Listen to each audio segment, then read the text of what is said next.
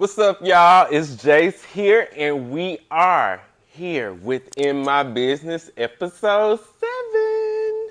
Yeah, this is episode 7. This has been 7 consistent weeks of filming, editing, uploading, coming up with content and topics, and reviewing, of course, because it's in my business.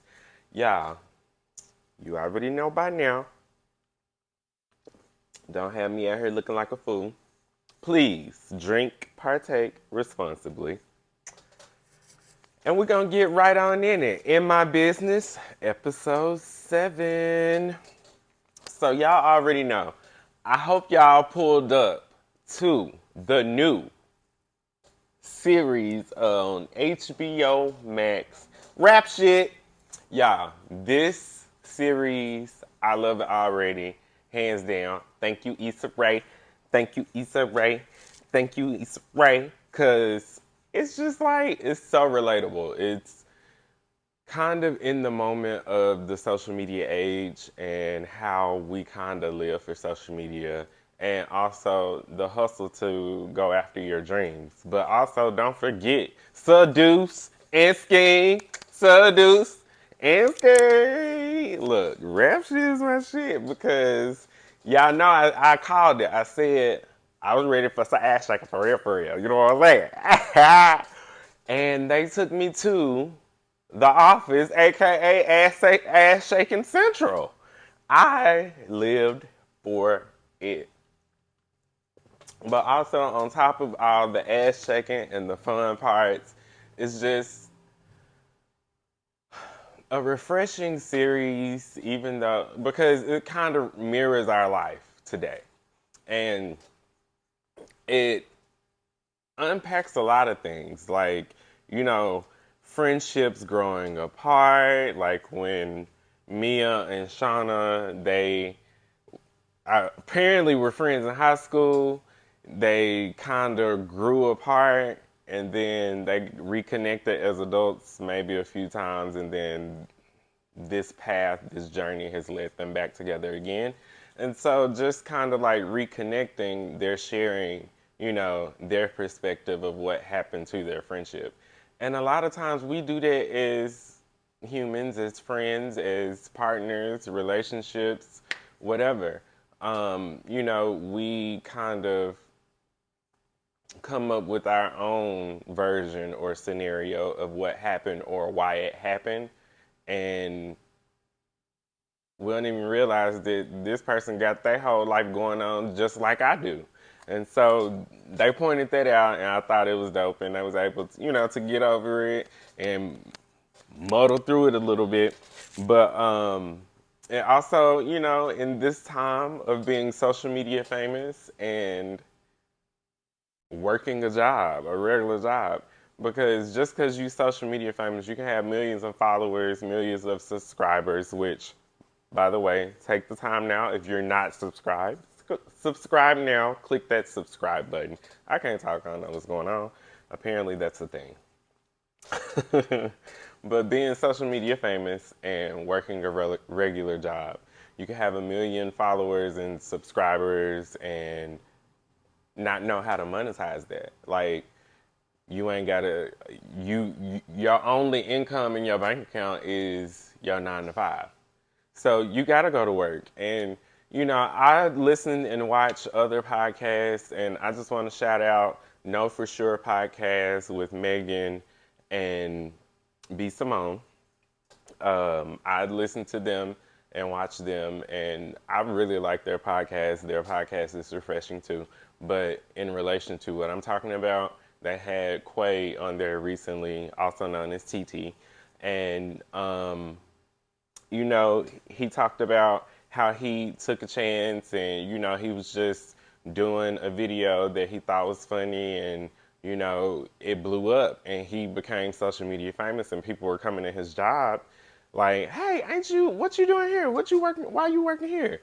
And one day, like, where he worked at, the whole wing of the mall was shut down because of fans that was just waiting there, and he had to get escorted out. And like that whole, their all of their episodes I love, But that episode really, it's inspiring because he is a mogul. I will tap you on that. B. Simone and Megan, he is a mogul. And we really don't know his story. So I appreciate that this is kind of the first interview, even though he said he wasn't ready. Sometimes you just got to show up for your friends. And like, Quay, I like mine.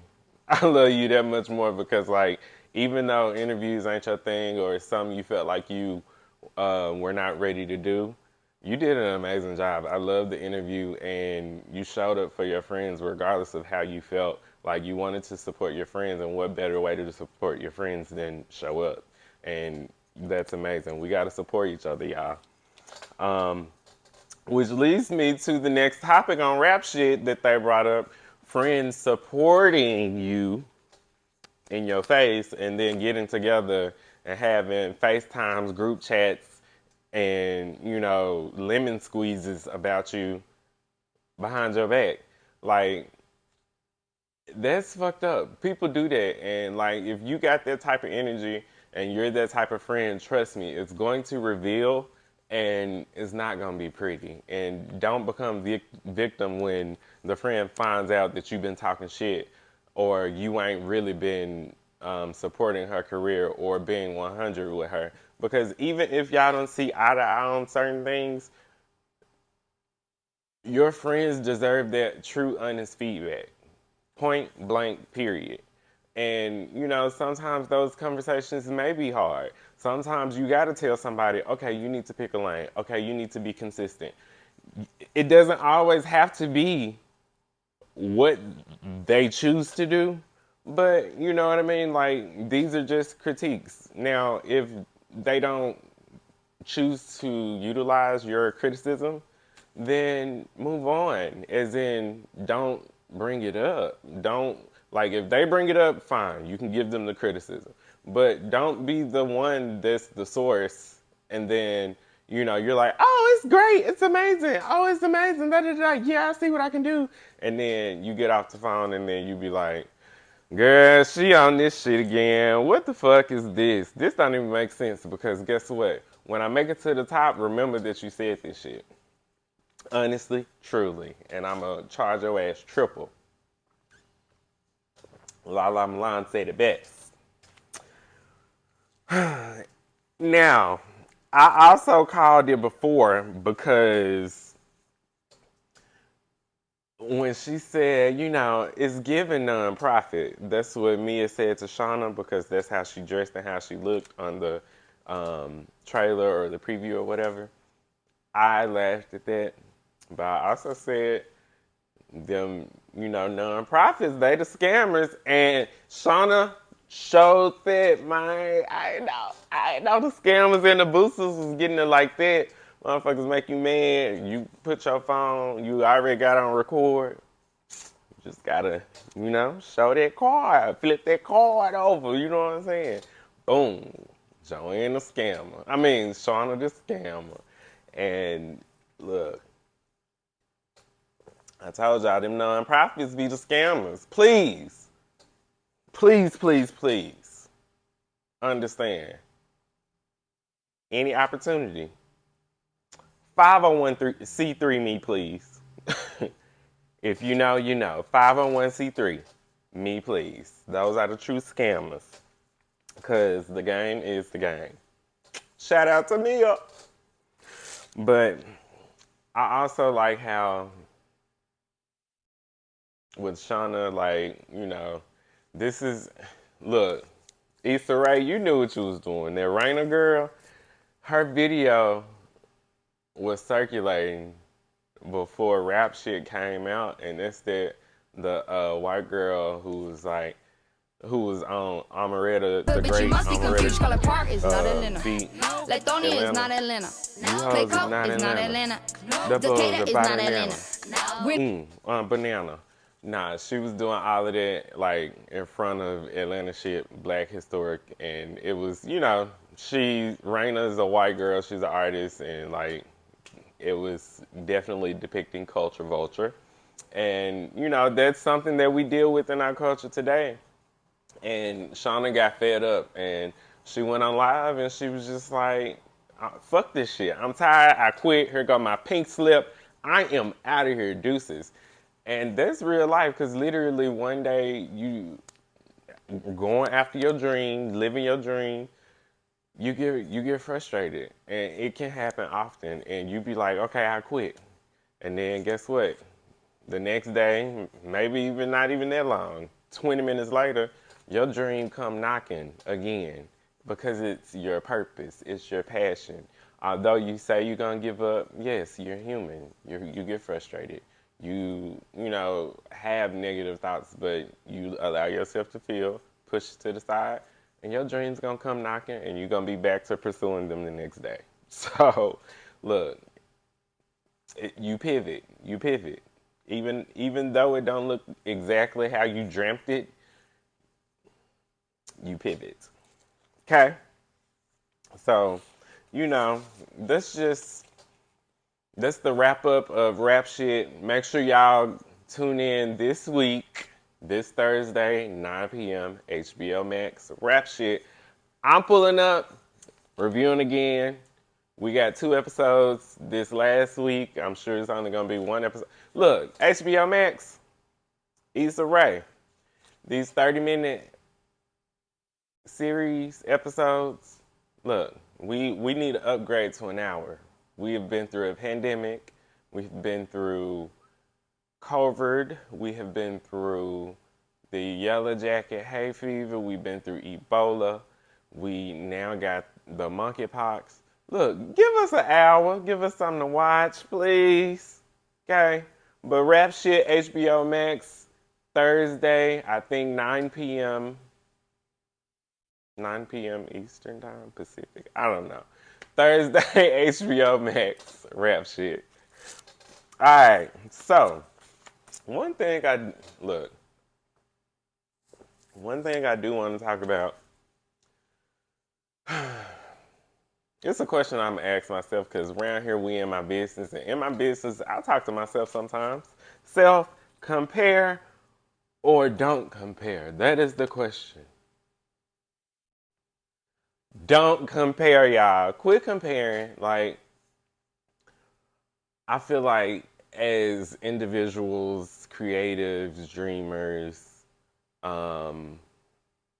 professionals, all of the above, we tend to compare our paths, our journeys, our metrics of success to others' dreams, success, journeys, paths, etc. And it doesn't necessarily align with the success that is in store for us.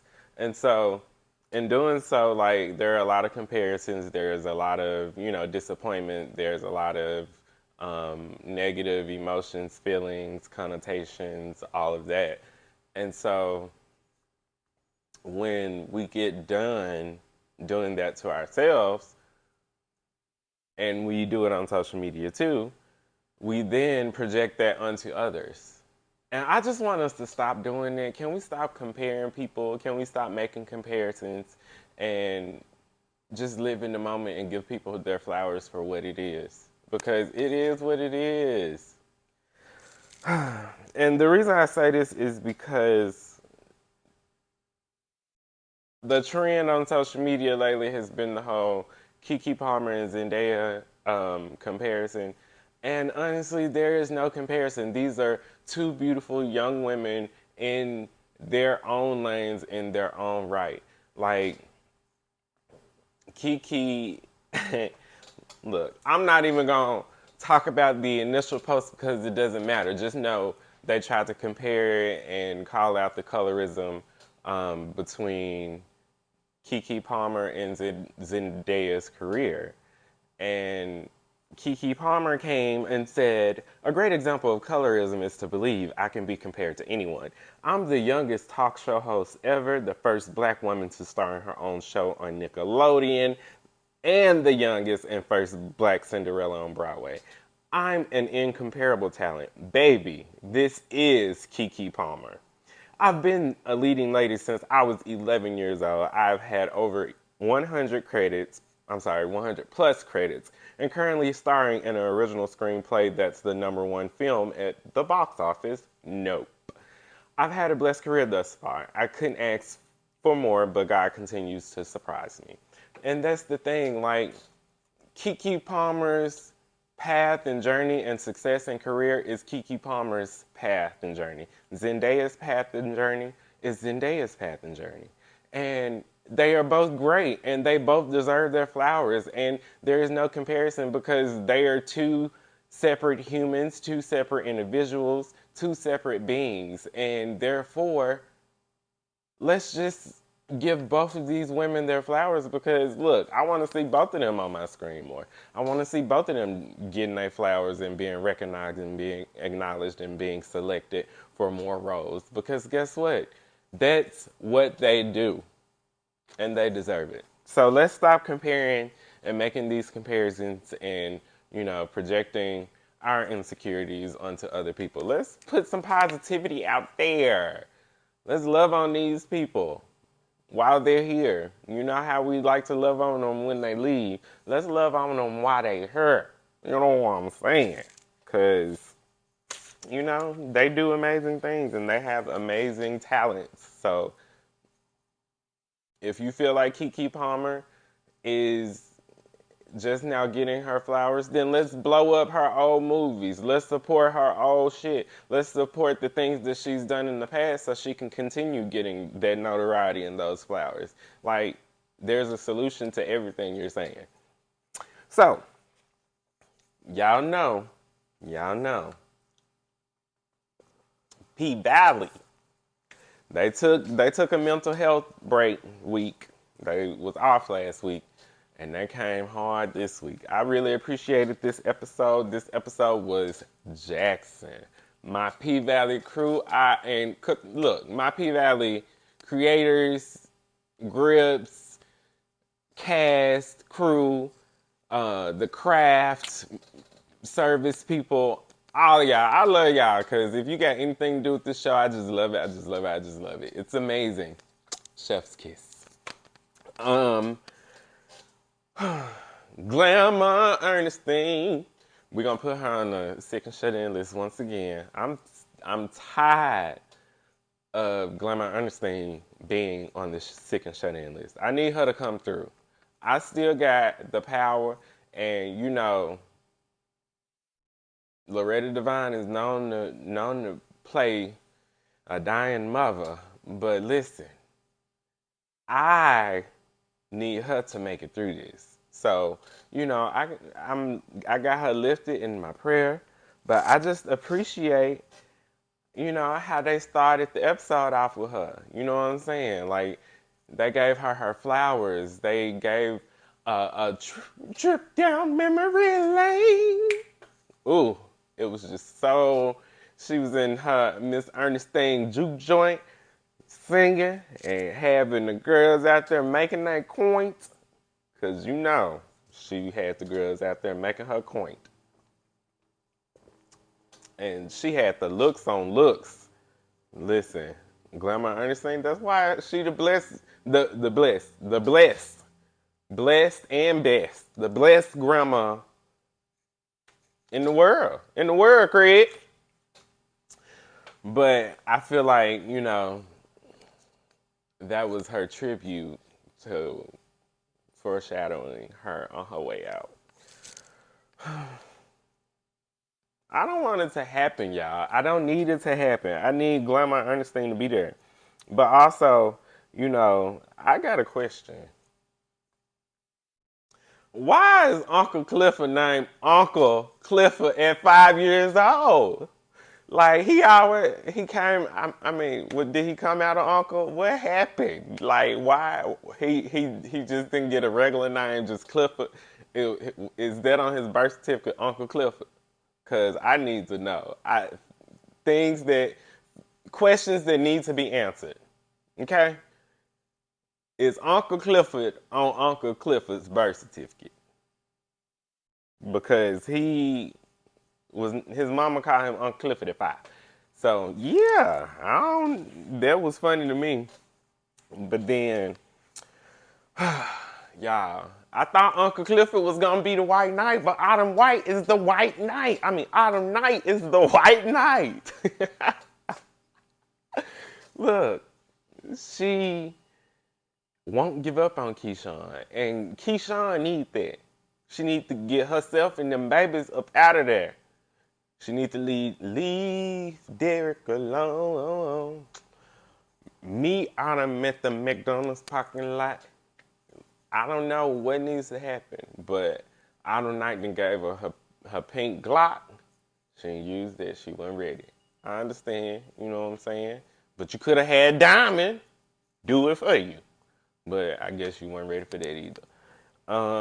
And so Autumn said, I guess, you know, I gotta stay on her. She gave her a phone.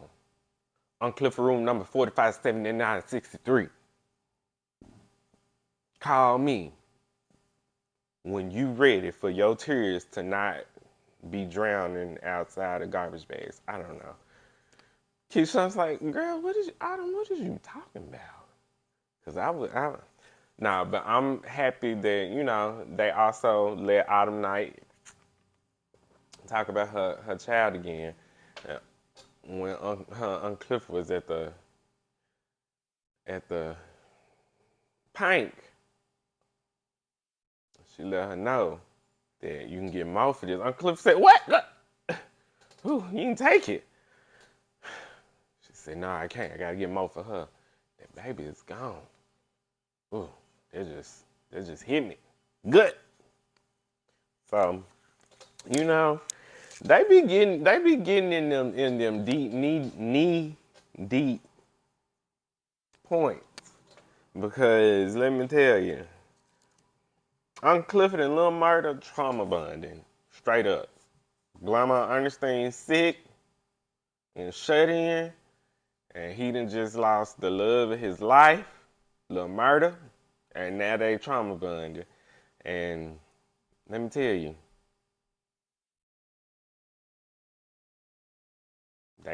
it's the meat locker. They ain't show no meat this time, but let me tell you, I'm not mad at this scene because it has been long overdue for them to make love. But Lil Murda said, fill me up. Don't let me down. Fill me up. I don't know what song it is, but Lil Murda wants to be filled up. You heard. Why you just want to get flued out? You want to get filled up. Now we gonna have a little baby in 9 months. Lil Murda. Lil Murdette. Lil Homicide. Listen, on Clifford, be careful what you say. You gonna have a little homicide running around here filling him up. But I love this episode. You know, it gave a all around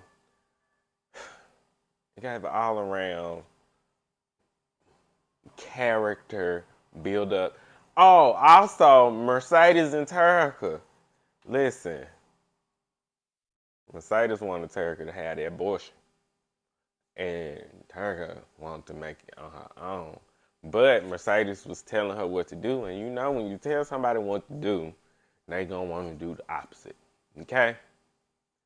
And I guess, you know, Mercedes was having flashbacks to how, you know, Pastor Woodbine was whooping her ass and treating her, and, you know, she was just like, I gotta let my baby have the choice. I said I want to bring her in this world and not be like my mama and give her the things that my mama didn't give to me.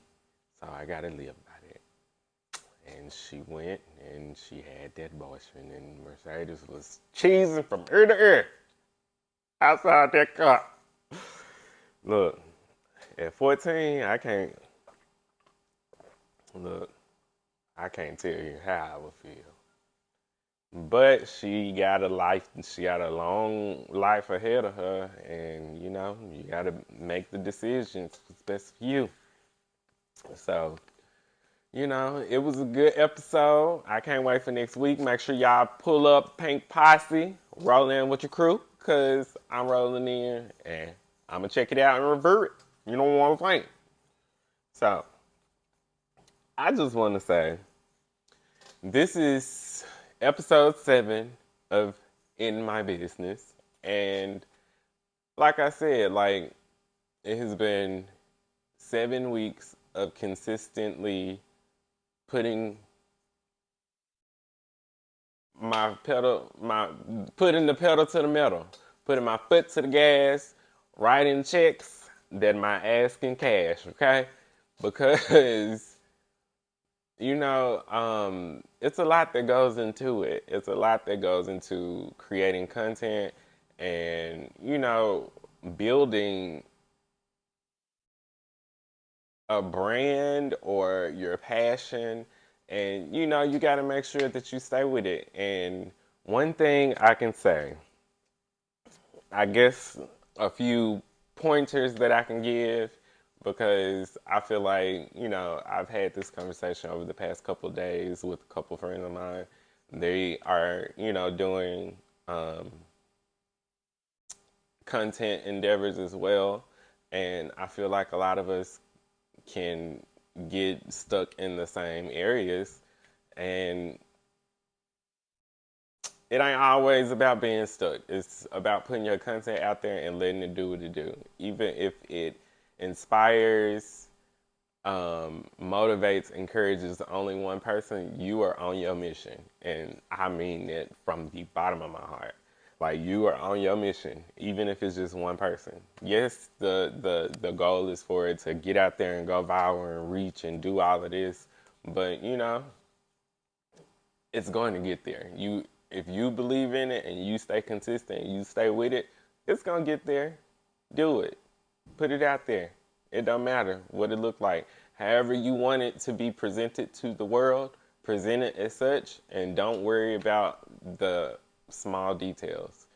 It doesn't have to be perfect. So, creating content, definitely stay consistent. Use your resources available to you. Don't worry about what you don't have or what you need. You can grow into that. You can change, you can modify, you can edit, and you can do different things as you go along. Like if you're creating content that, is a series or has, multiple episodes or multiple parts to that content, you can make those adjustments in the later videos. So use the resources that you have available. Don't overthink it. Don't get caught up in perfection. Nothing is perfect. You're not perfect. I'm not perfect. Nothing is perfect. So don't get caught up with it being perfect. Oh, it has to look perfect. Oh, it has to sound perfect. Oh, it has to be edited perfectly. Your imperfections is probably what's going to inspire the next individual. And who knows, your imperfections may be the viral thing. So just be you and just put it out there. Do not get stuck in the edit. It is so hard. Even I have to tell myself that sometimes editing these videos, with different text and contents and transitions and sounds and clicks and subscribe here, like there, share here. It's like you can get stuck in edit mode and feel like, oh, it ain't enough there. Oh, it's too much editing there. It's too many graphics. It's too heavy in GIFs or whatever you want to call it. So don't get stuck in the edit. Do it, and whatever you feel about the video, make those notes and make those adjustments in the next video because you already have an edited video that you can put out on social media. So just put it out there and you make those adjustments for the next video, because going back to your edited video and trying to edit it is like you can mess up and delete the whole thing, and guess what? Your whole content gone. And it's like, just put it out there. It's gonna do its thing, and you make your adjustments on the next video. Don't get stuck in the edit. And the last topic or tip, promote. Fuck the algorithm. F the algorithm, because it sucks anyway. One moment you'll get 2 views, you promote the same video, same clip, same exact clip. Later on in the day, you can get 2 million views, 200 views, 2,000 views, 24,000 views. It doesn't matter. Just promote. I heard a tip that you need to at least post 3 times a day. I'm not perfect in that. I am working on that. I am a one-man team, but I'm working towards that. But it doesn't matter. Even if the video doesn't get the amount of views that you want, leave it up. Leave it up and post the next video, even if it's the same video. Like, promote your stuff. Even a year later, if you don't have anything to post, throwback clip to a year ago in my business, episode 7. Guess what? It's still promotion. It's still branding. It's still going to get a new audience. It's going to get a new crowd. So promote yourself like your life depends on it, okay? Because if you believe in yourself, it's going to do its thing because I believe in you. And just like that, we are at the end of episode 7 in my business. Y'all know I always say, before you speak on somebody or before you speak on somebody's business, ask yourself, is it my business? And y'all, just like that, I'm Jace. Make sure y'all like, follow, subscribe, and share in my business. Over and out.